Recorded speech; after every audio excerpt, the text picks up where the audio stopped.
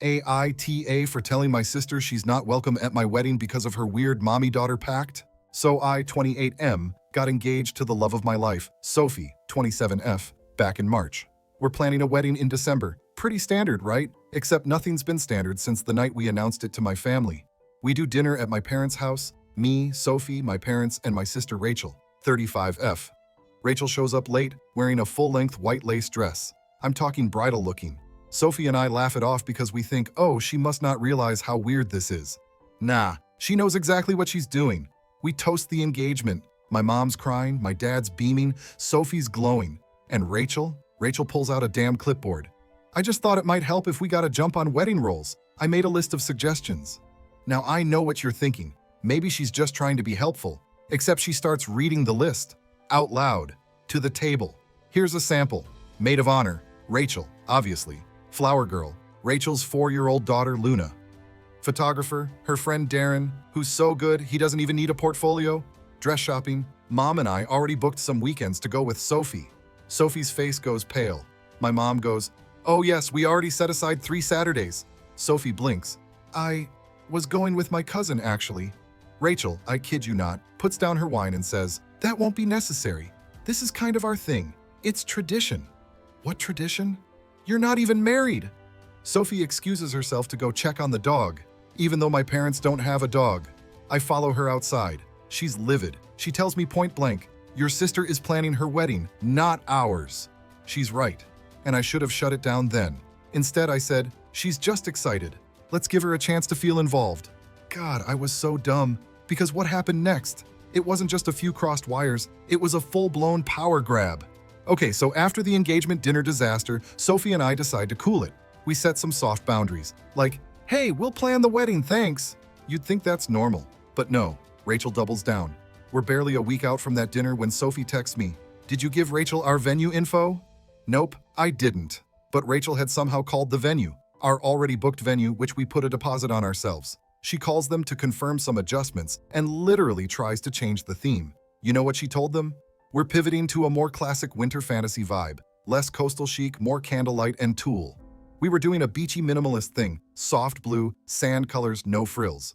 Rachel wanted Narnia. I call her, like actual phone call, which I hate doing. I say, Rachel, what the hell are you doing? She goes, relax, I didn't make any changes, I just inquired. You guys seemed indecisive. We never asked for your opinion. Then she hits me with this insane line. You're my little brother. This wedding is just as emotional for me as it is for you.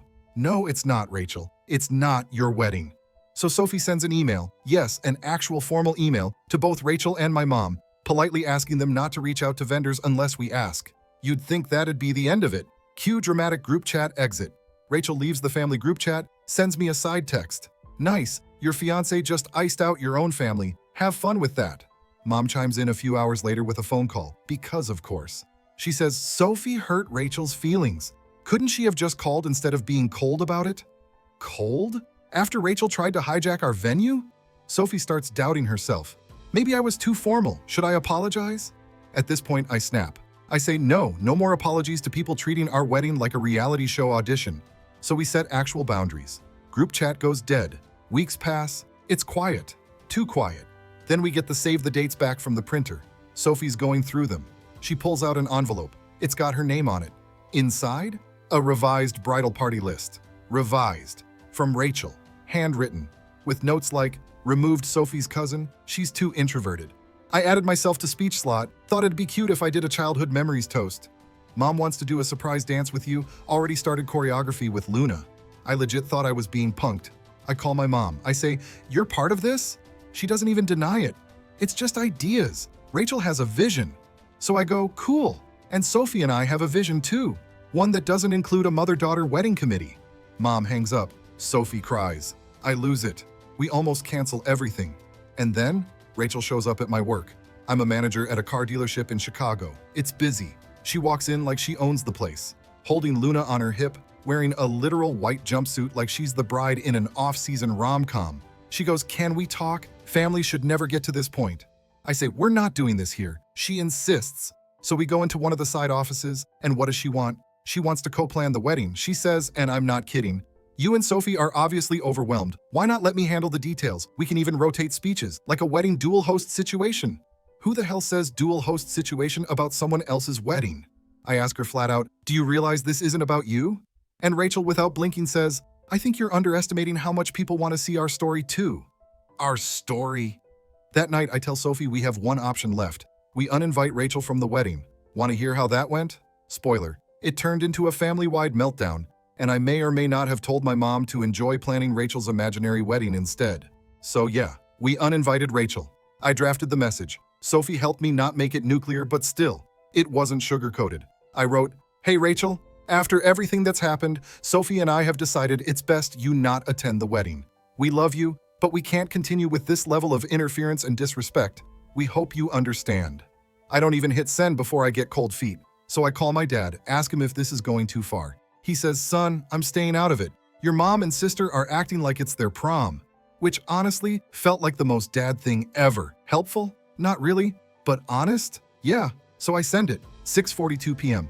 At 6:48 p.m., the group chat explodes. Rachel, wow, I spent months trying to help, and now I'm not invited because I care? Mom jumps in. This is cruel. Family doesn't do this. Your sister was only trying to help because she loves you. Then Rachel sends a screenshot of a hotel booking. She had apparently booked a spa weekend at the Langham to recharge after the wedding stress, like she was the damn bride recovering from planning. Sophie's shaking with rage, not even crying, shaking. She texts my mom privately. I don't think Rachel understands how inappropriate this has been. This is not about family anymore. It's about control. My mom leaves her on read. Next day, I get a call from my Aunt Lila in Tampa. I haven't spoken to this woman in 3 years. She says, sweetie, I just heard. Rachel's devastated. I mean, uninvited? Is that really necessary? How did she even find out? Oh, right. Because Rachel apparently blasted our personal drama on her Facebook. Not just vague posting. Oh no, a full-on novella. When you give your heart to someone and they throw it back at you like garbage, sometimes family chooses strangers over blood. The comments were wild. Cousins I haven't seen since Bush was president are replying like, you don't deserve this, queen, and real ones know your worth. Meanwhile, Sophie's mom calls me to say she's worried we're losing control of the wedding. Yeah, no kidding. So I post a single comment. 1. Just, please don't speculate about our wedding plans. We've made our decisions for personal reasons and hope to move forward peacefully. Rachel replies instantly.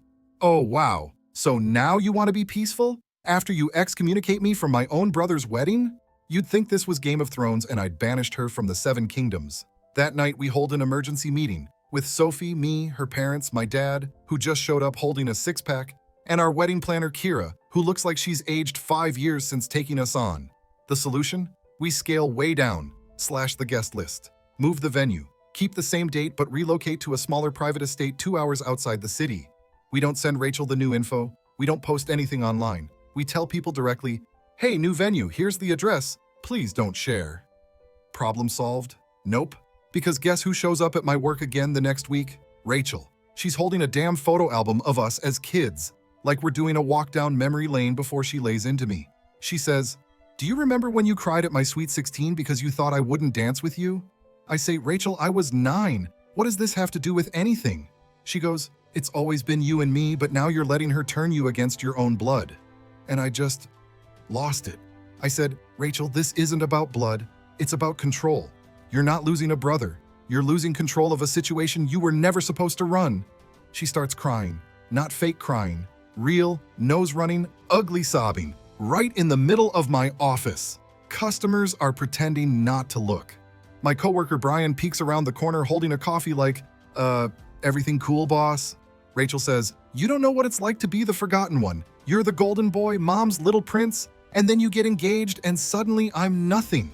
I say, you're not nothing, but you're also not the bride. She walks out without another word. Later that night, my mom sends one text. I don't think I can come to the wedding. Not if Rachel isn't welcome. I'm sorry. And just like that, my own mother ditches my wedding. The worst part? Sophie blamed herself. She said, maybe I shouldn't have said anything about the clipboard. The clipboard, y'all. We're still on the clipboard. All right. This is the part where I wish I could say, and then everything calmed down and the wedding was perfect. Spoiler, it wasn't, but it was ours. So we went ahead with the downsized wedding. 70 people, tops. Private estate in Wisconsin with a lake view and way too many mosquitoes. Sophie looked like a goddess.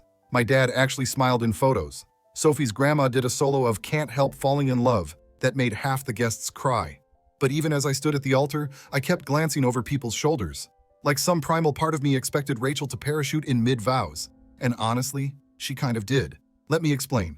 So we hired this local catering company, Midwest Plates or something. Good reviews, reasonable price, very grandma-friendly menu. Meatloaf sliders were a hit. Wedding starts, it's going great. I mean, people are dancing before the speeches even start. Sophie's dad kills it with a toast that ends with, "May your life together be long, weird, and full of Costco rotisserie chicken." Classic. Then it's time for the reception dinner. Everyone sits down, drinks start flowing. Sophie leans over and says, "We did it. No drama. We made it." That's when I hear it. A voice from the other side of the tent, high-pitched, familiar, laughing too hard at something. I freeze. Sophie's still beaming. She doesn't hear it yet. I casually get up to check on the beer keg, but really I'm scanning the tent. And there she is, Rachel, wearing what I can only describe as revenge glam. Hair curled, long navy dress, full face of makeup, and a damn glittery clutch. She's sitting at a table in the back sipping white wine, chatting with one of the catering guys like she's part of the staff. I walk over. I say, "Are you seriously crashing my wedding right now?" She doesn't miss a beat. "Relax, I came with Darren." "Who's Darren?" "The photographer we didn't hire. Apparently she brought him as her date, posing as a second shooter. He's carrying a camera. No press pass, just floating around taking unsolicited candids." I say, "Rachel, you weren't invited." She goes, "I know, but I thought once you saw me, you'd realize how ridiculous this is." "Oh, that's your plan? Just show up in full makeup and guilt us into pretending this didn't happen?" I ask, "How did you even find out the new location?" She sips her wine like it's tea. "Mom told me." You know the same mom who said she wasn't coming? Guess who also showed up, 2 hours late, dressed like she was attending the Oscars. So now it's both of them. I go back to Sophie and quietly tell her what's going on. She goes still, not angry, not sad, just hollow. She says, "Tell me I'm not crazy. This isn't normal, right?" I say, "It's not normal, it's completely insane." We step outside, away from the tent, moonlight, crickets, whatever. She looks at me and says, "We can ask them to leave, or we can let it go, your call." I said, "You really want me to decide?" She nods, so I do.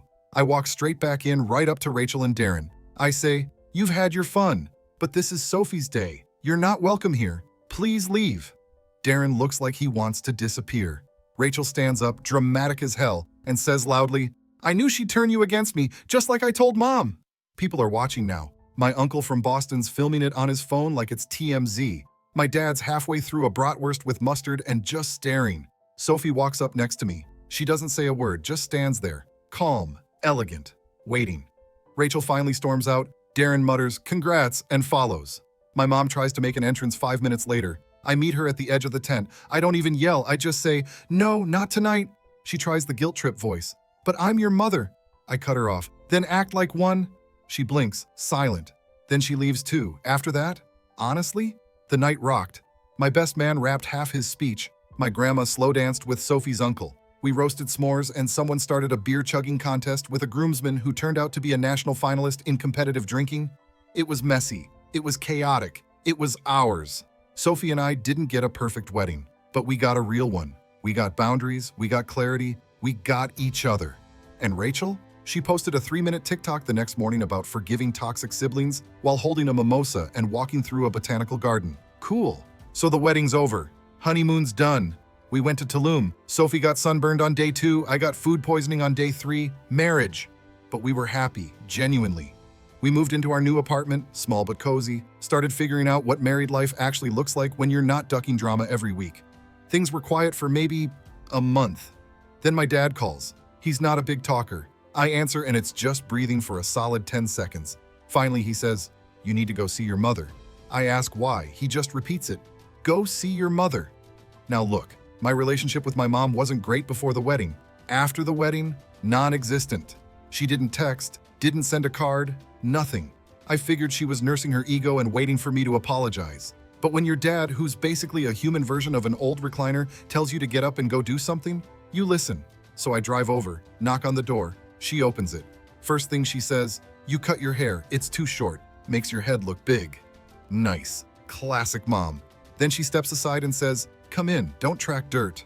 We sit down in the kitchen, same table I ate Cheerios at every morning for 15 years. Same weird ceramic frog cookie jar that's never once had a cookie in it. She pours tea. Chamomile. Like this is a British reconciliation drama and not real life. Then she says, "I wanted to talk to you before the wedding, but you were so angry."